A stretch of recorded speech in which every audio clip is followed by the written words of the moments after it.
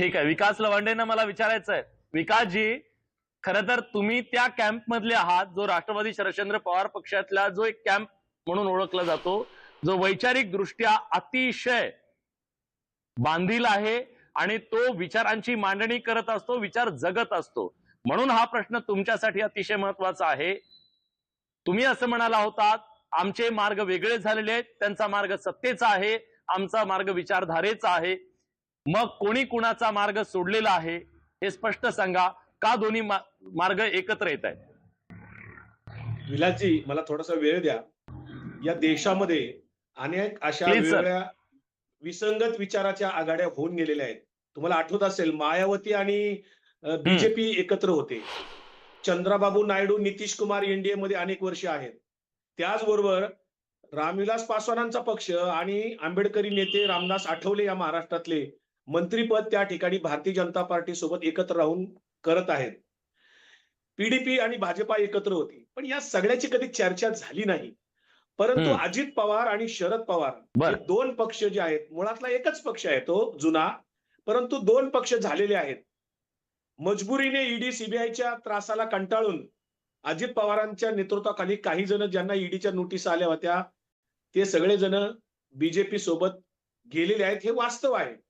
परंतु आदरणीय शरद पवार साहेब 6 दशकं या महाराष्ट्रामध्ये आणि या देशामध्ये पुरोगामी विचाराने, सर्वधर्म समभावाच्या विचाराने, सेक्युलर विचाराने आयुष्य त्यांनी 6 दशकं काढलेलं आहे. त्यांच्या जीवनामध्ये कधीही ते केंद्रीय मंत्री असताना किंवा मुख्यमंत्री असताना कधीही त्यांनी धर्मांध विचाराने कुठलीही धोरणं आखलेली नाहीत, कुठलेही निर्णय घेतलेले नाहीत. शिवशाहू फुले आंबेडकरांच्या विचारांना बांधिलकी मारून त्यांनी त्या पद्धतीने धोरणं आखलेली आहेत. कधी धर्मांध विचाराने त्यांनी निर्णय घेतलेले नाहीत.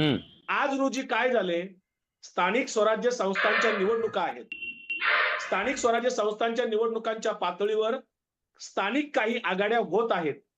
नगर परिषद आणि नगरपालिकेच्या ज्या 15 दिवसापूर्वी 3 आठवड्यापूर्वी निवडणुका झाल्या, त्या संबंधामध्ये कधी एकनाथ शिंदेचा पक्ष, भारतीय जनता पार्टी पक्ष एकमेकाच्या विरुद्ध लढले.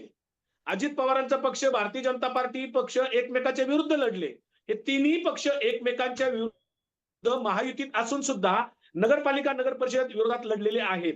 त्याची चर्चा मात्र कुठेच होत नाही. कधीच माध्यमांना त्याची गरज वाटत नाही चर्चा करण्याची. परंतु आता काय झालंय, पिंपरी चिंचवड आणि काय करताय त्या चर्चेत तुम्ही सुद्धा होतात असं नाहीये ना. चर्चा आपल्याला सगळ्याचीच करावी लागेल. जे तुम्ही म्हणताय तेच खरं कसं असू शकतं या महाराष्ट्रामध्ये? तुम्ही म्हणत होता ते सत्तेला भुकेले लोक आहेत, आम्ही विचारायला पक्के लोक आहेत.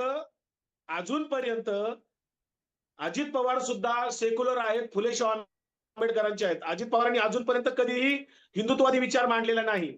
आणि त्या अजित पवारांची स्थानिक स्वराज्य संस्थांच्या पातळीवर स्थानिक कार्यकर्ते जर आघाडी करू पाहत असतील, ते अजून चर्चेच्या पातळीवर आहे. आजपर्यंत या क्षणापर्यंत कुठलीही घोषणा झालेली नाही, कुठलाही निर्णय झालेला नाही.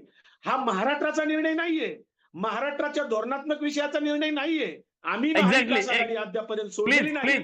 आम्ही महाविकास आघाडीत आहोत. स्पष्ट विचारतो.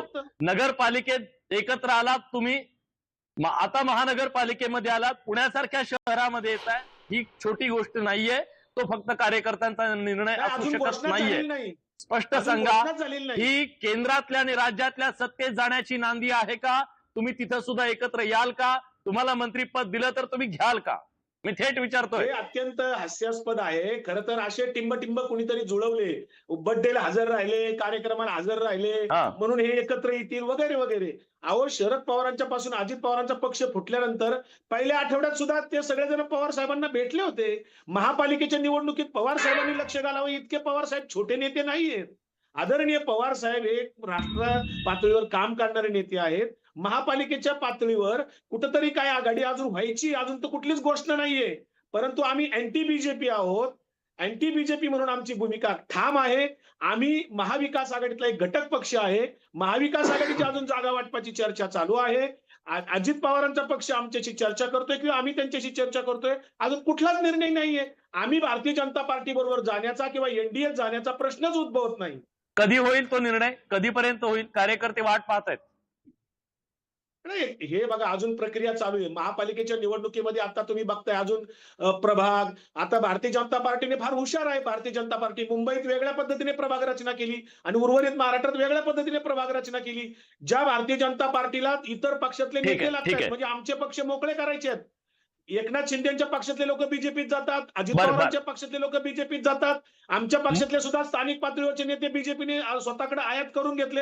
भारतीय जनता पार्टी जर इतका मोठा पक्ष आहे तर त्यांना इतर पक्षातले लोक का लागतात हा आमच्या पुढे प्रश्न आहे. येत्या कदाचित 29 ला महायुती ठीक सुद्धा आहे, ठीक एकत्र आहे. राहील का ही मला प्रश्न पडलाय. महायुती एकत्र राहील का 29 ला?